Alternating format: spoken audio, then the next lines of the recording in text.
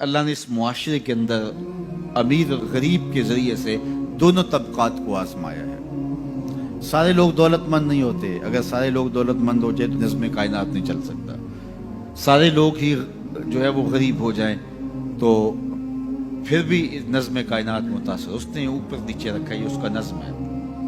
تو یہ آزمائش ہے عمرا کی، ان کو دولت دے کے آزمایا، اور غریبوں کی آزمائش ہے کہ ان کو جو ہے وہ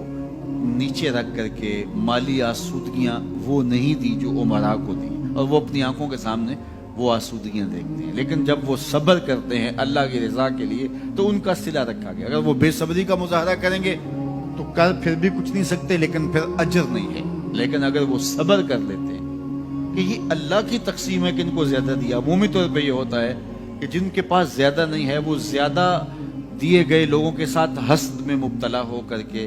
اپنی زندگی کو خام خواہ کی اذیت میں مبتلا کر دیتے ہیں۔ ایک مالی کمی اور جو ہے وہ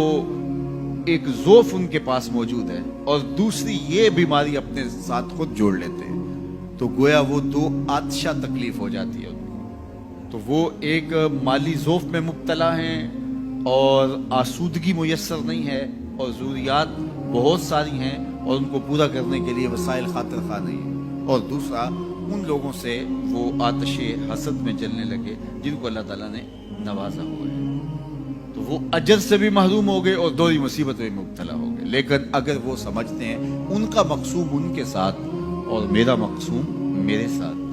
تو اللہ نے جو مجھے دیا ہے میں پہلے تو کوشش کروں کہ اپنے معاملات کو اس میں بہتر کرنے کی کوشش کروں۔ جب ہم دائیں بائیں سے دیکھ کے اپنے گھر کا بجٹ بناتے ہیں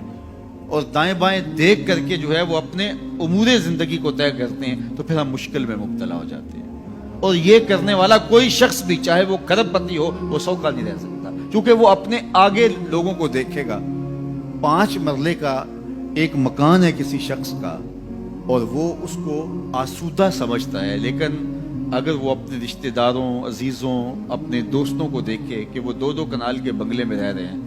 تو وہ 5 مرلے کا مکان سکڑنے لگے گا، اس کو تنگ لگے گا، اس کے اندر اس کی سانس گھٹنے لگے گی۔ لیکن اگر وہ دیکھے کہ میرا فلاں رشتہ دار 3 مرلے کے گھر میں رہتا ہے، وہ بھی کرائے کا ہے، تو اس کو وہ گھر ہی محل دکھائی دینے لگے گا۔ اس لیے میرے حضور نے فرمایا کہ اپنے اوپر دیکھو گے تو اوکھے ہو جاؤ گے۔ انظروا الی من هو اسفل منکم، فرمایا اپنے نیچے دیکھو،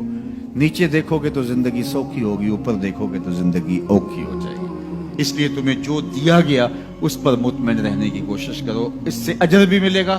اور پھر اپنی چادر کو دیکھ کے ٹانگیں پھیلاؤ گے تو آسودہ رہو گے۔ اللہ اکبر۔ سنو سیدنا علی المرتضی رضی اللہ تعالیٰ عنہ حضور کا ایک فرمان ذکر کرتے ہیں کہ آقا کریم نے فرمایا جو اللہ کے دیے گئے تھوڑے رزق پہ راضی ہو گیا، اللہ قیامت کے دن اس کے تھوڑے عملوں پہ راضی ہو جائے گا۔ کتنا اچھا سودا ہے، جو اللہ کے دیے گئے تھوڑے رزق پہ راضی ہو گیا، اللہ اس کے تھوڑے عملوں پہ راضی ہو جائے گا۔ میرے بندے تو بندہ ہو کے راضی ہے، تجھے ضرورت تھی پھر بھی راضی ہے، تیرے بچوں کو دوا چاہیے تھی، تجھے اچھا گھر چاہیے تھا، سر ڈھانپنے کے لیے چھت چاہیے تھا، تو پھر بھی راضی ہے، کوئی بات نہیں، اللہ نے مجھے جس حال میں رکھا میں واہ خوش ہوں اس حال میں، تو بندہ ہو کے راضی ہے، تجھے ضرورت تھی پھر بھی راضی ہے، میں تو رب ہوں اور مجھے ضرورت بھی نہیں ہے تو میں بھی تیرے اوپر راضی ہوں۔ تو اللہ پر راضی ہونے کا جو فن سیکھ جاتے ہیں وہ زندگی گزارنے کا فن